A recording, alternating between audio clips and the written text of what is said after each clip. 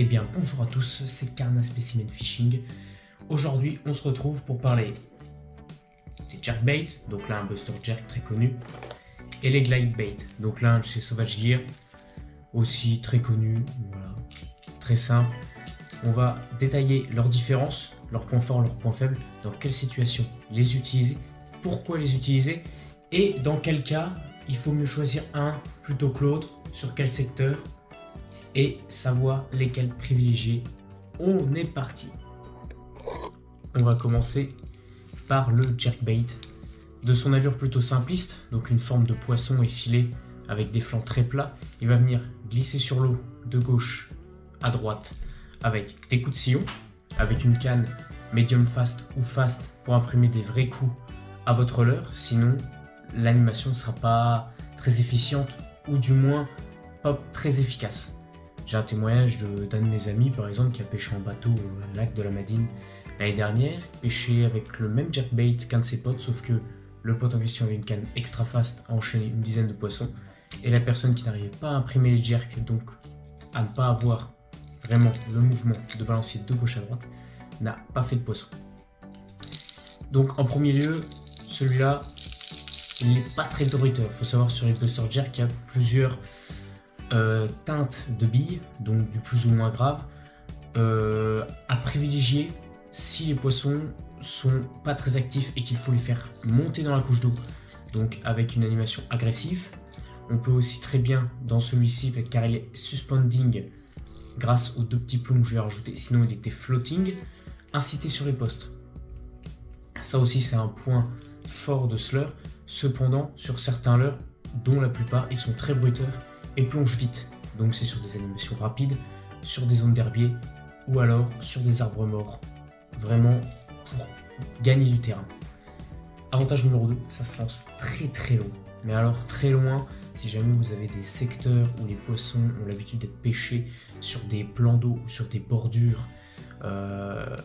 où les poissons sont très sollicités mais que personne ne va en bateau ou en flotte tube, il est intéressant dans ce cas précis d'aller lancer plus loin pour amener plus de longueur. Plus il y aura de longueur, plus le poisson va suivre et plus il aura le temps de se décider à venir attaquer. On a très souvent des attaques très explosives sur ce genre de leurre, des touches très puissantes. C'est vraiment très sympa à sentir dans la canne. Cependant, personnellement dans mes secteurs, c'est pas celui qu'il va falloir privilégier si vous voulez des gros poissons.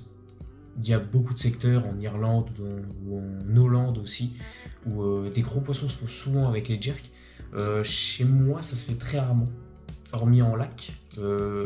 Lac de l'Est au niveau des Vosges où il y a des poissons sympas de plus de 90 qui montent dessus relativement facilement. Mais alors que ça soit en rivière, en étang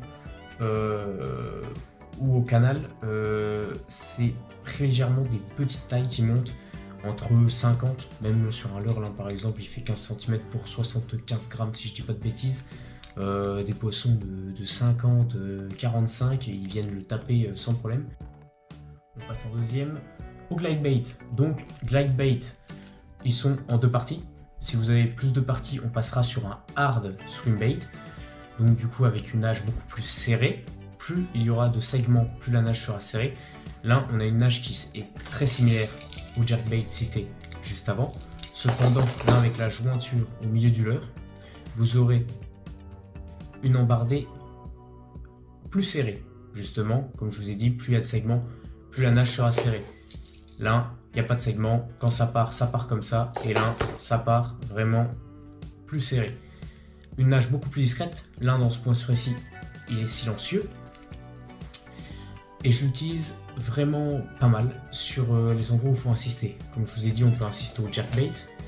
Mais sur des gros poissons, des poissons plus éduqués, le jerkbait a une nage un peu trop vulgaire pour les attirer. Sur ceux qui sont sollicités, je parle justement.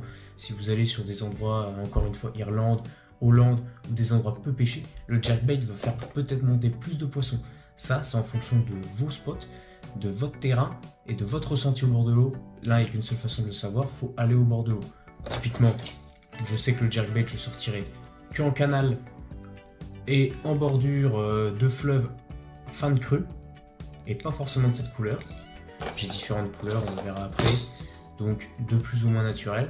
Et celui-là, j'aurais tendance à l'utiliser quasiment en tout lieu, en eau claire, sur les endroits où il y a peu de courant, dans les contre-courants et les gros remous en lisière d'obstacle, et insister sur les spots avec, pour des poissons techniquement de plus gros gabarits, même si là du coup je vous fais la présentation sur un petit leurre.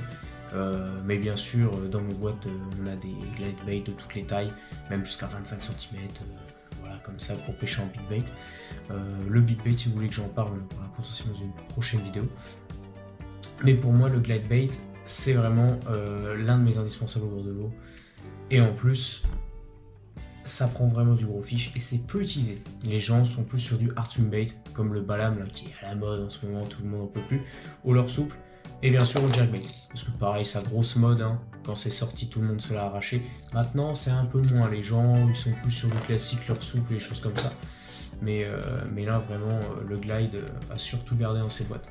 Point faible de ce leurre, pas du tout aérodynamique. Bon, après, il y en a certains avec un transfert de masse là-dedans. Comme sur certains jerks, comme le Vision de chez Megabass qui a une bille qui fait transfert de masse, donc lors du lancer, la masse vient se coller à l'arrière du leurre, ce qui permet une distance de lancer beaucoup plus longue. Mais celui-ci, justement, il prend le vent avec un profil très fin, donc vraiment, j'utilise pour faire des bordures.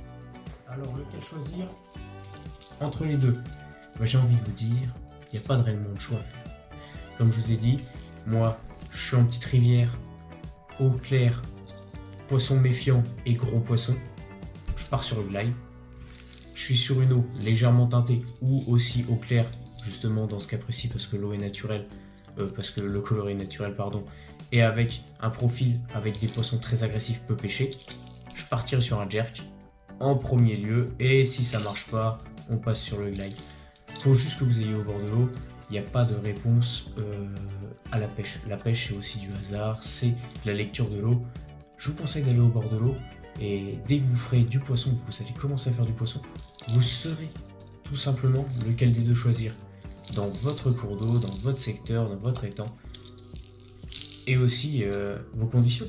Il y en a qui ont des eaux acides, il y en a qui ont des eaux calcaires. Certains coloris ne vont pas du tout marcher. Par exemple, par chez moi, coloris très célèbre. Le Tiger, j'en ai aucun dans mes boîtes. Pourquoi? Ça ne marche pas. J'ai poncé des jours et des jours sur toutes les conditions, ça ne marche pas. On fait des touches, bien sûr, comme tous les leurres marchent. Vous allez faire 3-4 poissons, mais sans plus. Vous allez prendre un coloris perche, vous allez faire une session, vous allez taper 3 brochets de 80, vous allez vous dire, ah d'accord, sur le même leurre, les mêmes conditions, tout pareil.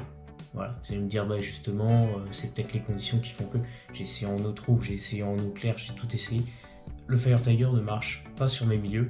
Par contre, il y a le Hot Chicken, me semble-t-il, donc orange avec les traits noirs, qui lui marche excessivement bien dans mes lacs, plans d'eau et cours d'eau.